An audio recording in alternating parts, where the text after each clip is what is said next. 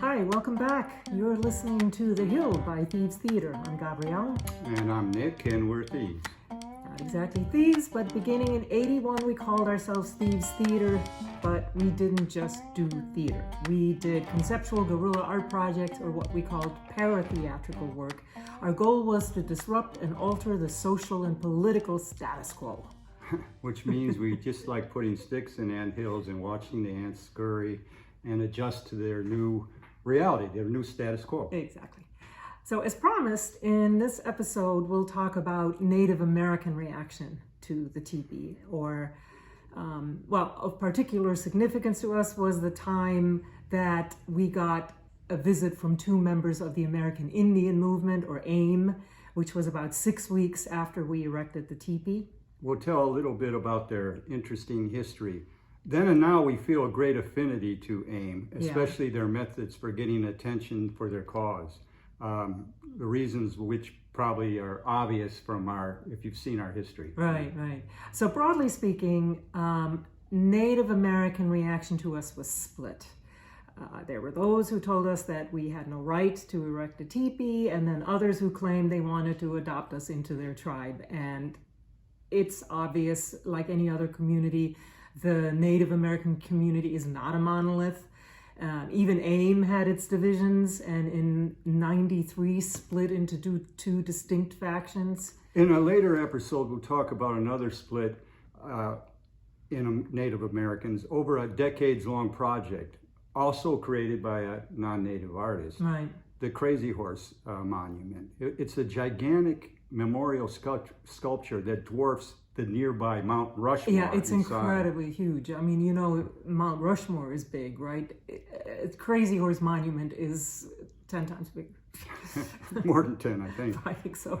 When we took our road trip to the Pine Ridge Reservation in the Black Hills in December of '91, we discovered there was a division within the Lakota tribe about that project. Even within Lakota families, right, in one instance, right? So in the weeks before our commemoration ceremony, we were trying to involve the Native American community. Well, there was no internet back then, so where to begin, right?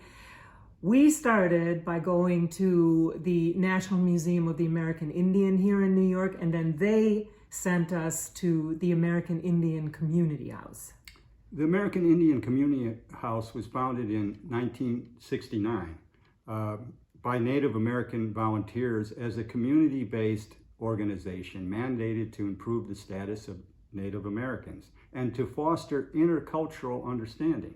Right. So it seemed like an ideal place for us to go. Right? Yeah, we thought, oh, good. This is what we were hoping for. I went there and ended up speaking to a man called John Cutnose, who, as I recall, he was installing an exhibit of his artwork. He was an artist, and he was in their gallery when I was talking to him. And recently, we thought we would try to contact him now, like 33 years later. And so we Googled him, but he just passed away this last year in 2022 at the age of 75. But he was a really interesting guy. Yeah, his obituary says that his mother was a Lakota and his father was Cheyenne and Arapaho. He had studied graphic arts and advertising and eventually fine arts at the School of Visual Arts right here in New York. Right. He later became an educator for the Pequot Nation in Connecticut and dedicated himself to educating and promoting understanding of both the differences and similarities between all people. Right, so basically continuing the American Indian Community House mission personally, right? Yeah. So he was reticent, but he did show sort of tentative support for what we were doing. But then after the teepee was already up, you and Ace went to see him again. But he didn't really have any time for you, or probably more accurately, he didn't know what to do with you. Right, probably. As I recall, he was a pretty sort of introverted, gentle man. Right. Yeah, Ace was a lighter-skinned black man. Sometimes other blacks referred to him as high yellow. Yeah, he didn't like that. No, he hated that. The term refers to light-skinned black people, and the high part implies a higher status than darker skinned people. what Ace said he was part Cherokee. Right. So, on that subject, something interesting that we discovered was the complex sort of intertwined history between Cherokee nations and African Americans.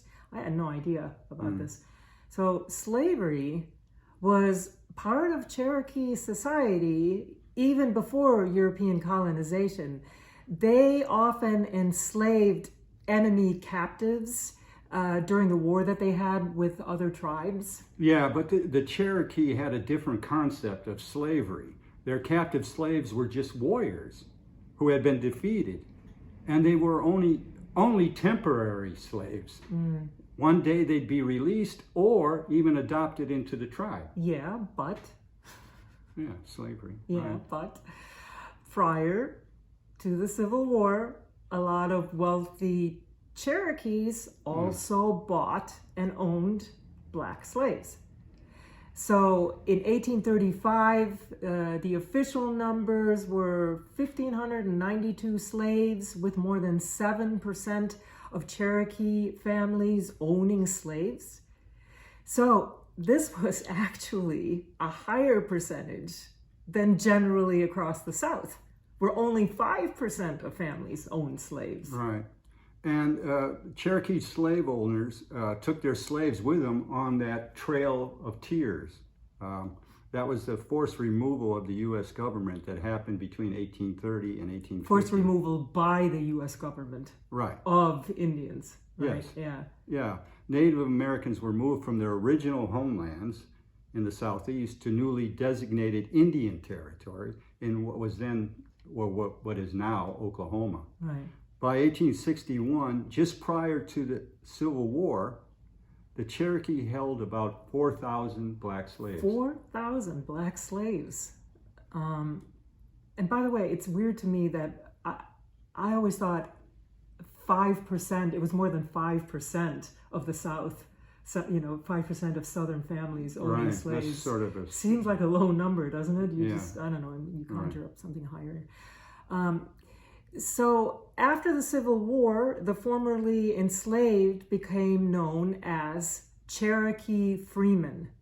And they were allowed the choice then to either live as citizens within the tribes or to have U.S. citizenship, in United States territory outside the tribal nations. Yeah. Anyway, Ace claimed he was part Cherokee, which I took it to mean by blood, not Cherokee freedmen.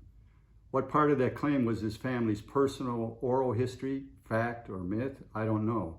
I took it as an explanation for his skin tone that suggested he was of mixed race. Right. It just reminds me a little bit of Elizabeth Warren, Pocahontas. Right, exactly. As Trump. Yeah, I mean, derived. the same thing. She grew up thinking she was Indian, and then I don't know if she took the DNA Exactly. test. I think it was her family mythology. Right. But we weren't sure about Ace. Well, in any case, it was one reason I took Ace to come with me to come meet John Cutnose. But it didn't really seem to register, that is, open a door with him in any way. Cutnose may have classified Ace in his mind as a pretendian. Yeah, that's a, pretend Indian. Pretending is a pejorative. And we'll talk about this a little bit with Marlon Brando, Sacheen Littlefeather incident at the 1973 Oscar ceremony. Yeah. But then John Cutnose did have somebody called Steve King call us after your meeting with him.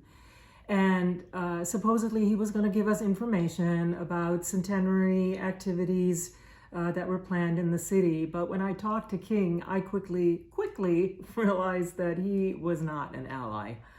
When I told him what we were doing, he immediately assumed that wild parties were taking place in the Tipi, and he didn't see any value in any of it unless Indians were represented. Of course, I told him, well, that's exactly what we're hoping to achieve here, Native American participation, but he wasn't having it. Instead, he threatened to bring 100 Indians to tear the teepee down.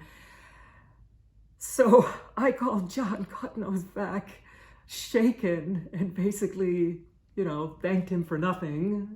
Yeah, and instead we just held our own ceremony. If no one else attended, we were sure that the dead warriors that we were trying to honor would see it and accept it.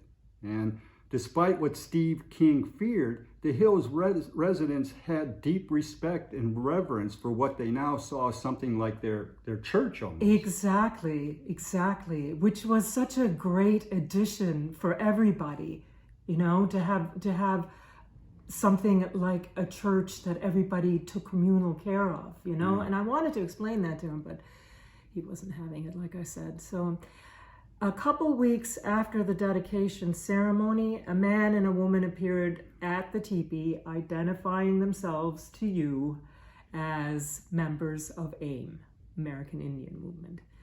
So we were familiar with the group's protests and their actions, so we knew them as the most prominent militant American Indian Association, but not much more than that about their history. When we learned more, we felt even more admiration for the group and even more aligned with their work.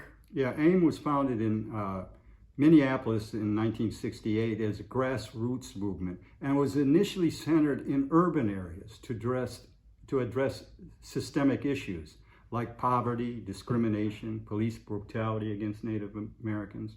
But then it widened its focus from urban issues to general tribal issues like treaty rights, high unemployment rates, education, and the preservation of indigenous cultures worldwide. Right, exactly. And interestingly, AIM was organized by Native American men who were serving time together in prison. Their incarceration, of course, alienated them from their tribe, and others left their reservation after the Indian Relocation Act of 1956, which was supposed to foster economic opportunity by encouraging Native people to move off their reservations and into the cities to assimilate. Right, but the criticism was that it was really part of the Indian termination process. Of course. Which was meant to mostly weaken community and tribal ties. The government paid Indians to move to the cities, hoping to eventually cut subsidies to reservations and integrate the many unique Native cultures into a larger culture? Right. The quote-unquote American culture? American culture? Yeah. Right. So as a result, nearly 70%, a lot, right? 70% of American Indians left their communal homelands and relocated to cities in hopes of finding a livelihood, right? Making a living. But many of them struggled, including with the culture shock in these radically different settings, so they began to organize. And the American Indian movement came out of that urban context. Right, and like other civil rights and anti-war activists at the time, AIM used media to present its message directly to the American public. It created events to attract press rather than relying on traditional lobbying efforts. Right. Its leaders looked for opportunities to gain publicity. And they did. They were very good at it. So, the first big event AIM did that got them national attention was in November of '69. They participated in a 19-month occupation of the abandoned federal penitentiary on Alcatraz Island, which was organized by 7 different Indian movements.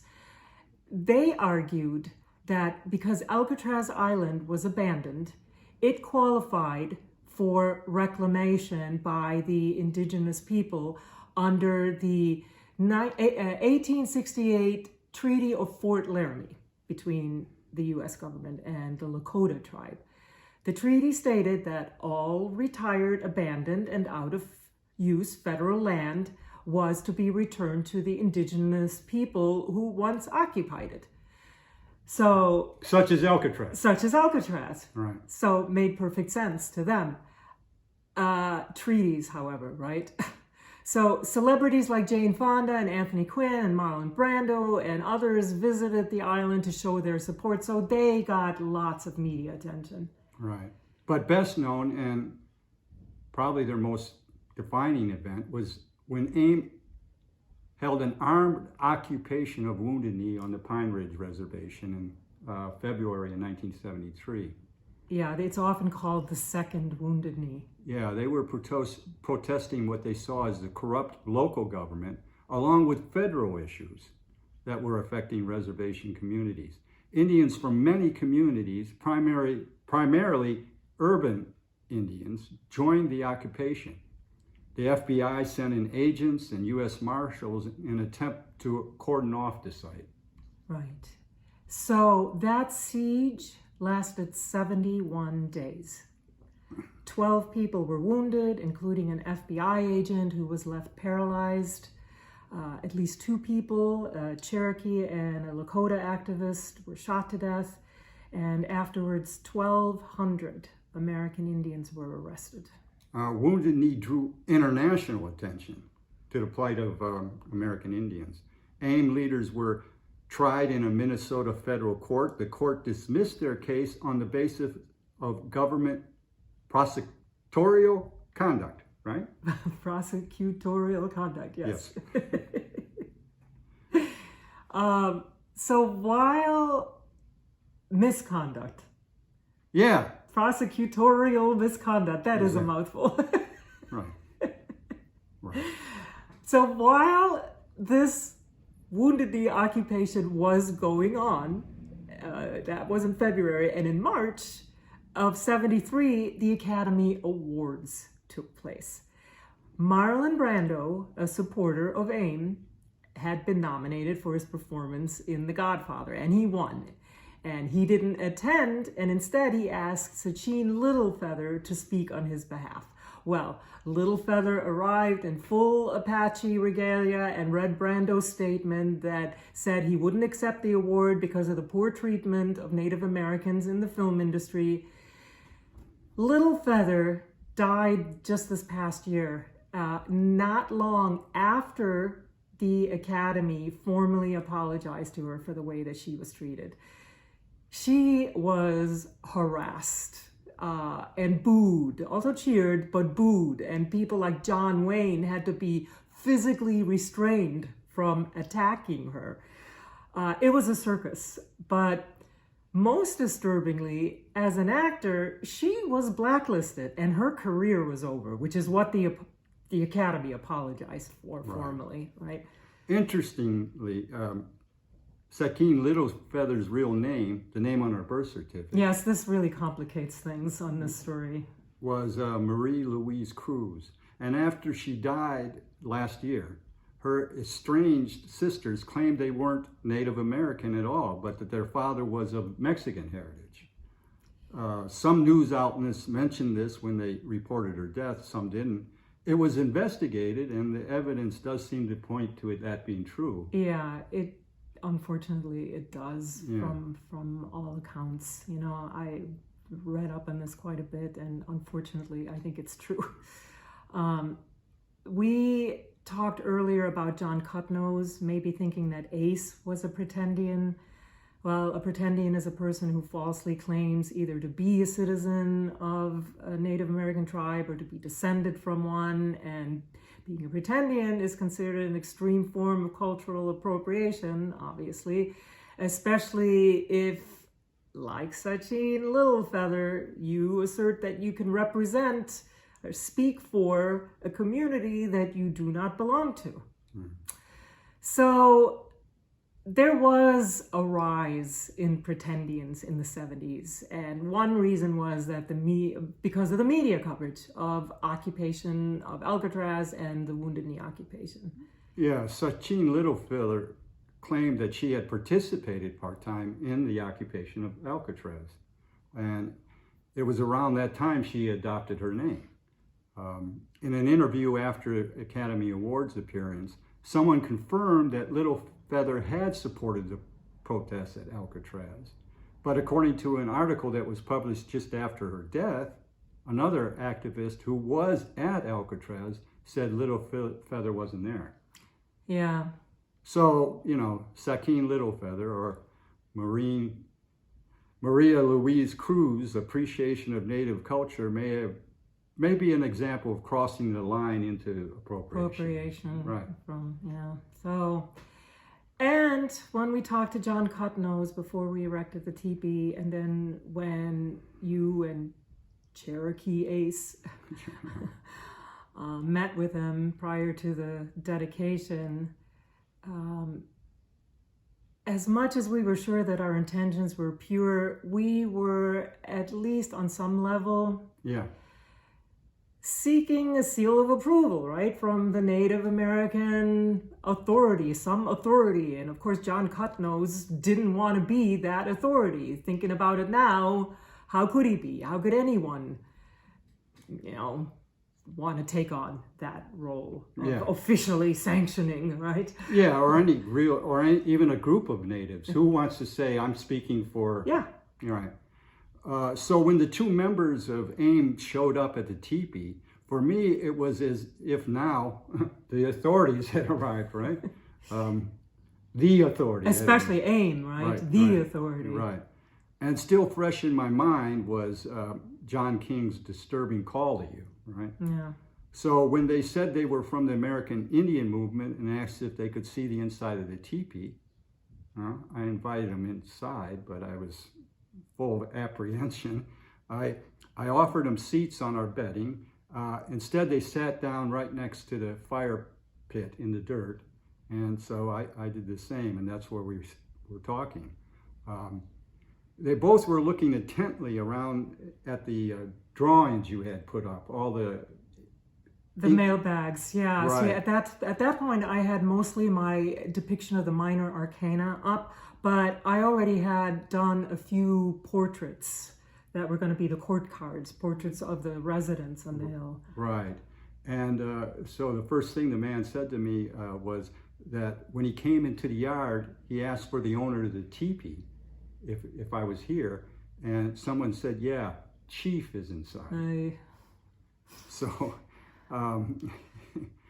I knew immediately what he was getting at, what he was asking me. He was checking to see if I was Native or pretendian. Right. Thank you, Sammy.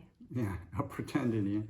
Of course, a real Indian wouldn't go by the name of Chief unless they were a real chief. Right. So I told him, yeah, Chief, that's kind of a joke name that stuck, a nickname that some here call me because I guess I live in a teepee, right? Sort of mocking me. Of course, mocking you. For the same reason, other outsiders coming to visit assume my wife and I are Native American until we correct them. We're not Native, but we do try to, I told them we do try to stay anonymous, unknowable to outsiders as much as possible, especially the press. Exactly. And then I told him I go by the name of Nick Manhattan. Sammy again, right? Sammy again. Right. Yeah, when the New York Post came, we had mentioned that previously, they captioned their photo of you as, "He'll take Manhattan." And then Sammy started calling you Nick Manhattan. Right, exactly. And, I adopted it then as my pseudonym, right, whenever outsiders came up. And after I said, I'm Nick Manhattan, he gave me their names. I can't remember them anymore, but I remember them being or sounding like Indian names. Then he asked me if I had built a teepee. And, I told him that was mostly you who had built it and how you had sewed together it out of open mail bags. Yes, right? Me, the German. He said it looked authentic, but wondered how you knew how to build it, right? Yeah. I told him she used a book. Amazingly, he knew the book. Yeah, I think it was the go-to book, the Laubens book. Yeah, the Laubens weren't Native American. No. Right. No. So I think a lot of Native Americans had to still learn how to build a teepee. Sure, it's not, Because it was, we don't know, yeah. Right. And he told me that his friends upstate, where he was staying, had built a teepee using that book as a guide, yeah. right? the woman who hadn't said anything up to then asked about the designs on the canvas that you had drawn on the canvas, saying that they were not Lakota, and asking what they were. I told them that they were your interpretation of the tarot deck, you know. Yeah. And she asked if that was some kind of witchcraft. I must have had to explain to them what the tarot meant to us, or what the tarot is, and how you had made the teepee out of 78 U.S. mail bags. Yes, the size of a tarot deck, and how excited we were about that, right? It ended up being 78, and it felt meant to be to us, and now it probably meant nothing to them, explaining that. Right. Yeah. Hey, did you tell them by chance, I never asked you this, but about, that the government had issued Native Americans back then canvas when they no longer could use buffalo hides to build their teepee, and that those mail bags were meant to represent that government-issued canvas? Yeah, I don't know. I don't think I told them. It's such a cool story. Whatever. Right. So anyway, we were seated on the ground this whole time talking, but then suddenly the man stood up real quick, And I stood up with him, I was nervous, right? And I had suspected from the start that this was not just a hello kind of visit for me, but more on the order of an investigation. Like an interrogation. Right, of the teepee and its owners, right? Yeah. And he asked me, do you know anything about the American Indian movement?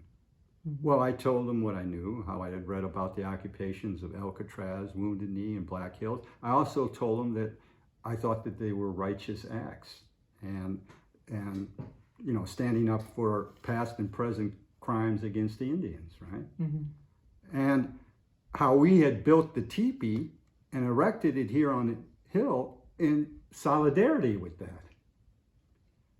And how we had dedicated it on December 29th, the centenary of Wounded Knee Massacre, as a memorial. Right. But then he asked me why here. The people living here are drug addicts, alcoholics, And I told him yes, for the most part, but they still deserve civil rights and some basic dignity. They all deserve to be respected for their struggles and for who they are as humans. Yeah, human rights. Right. And they all have complete respect for the teepee, how it had become almost a church to them.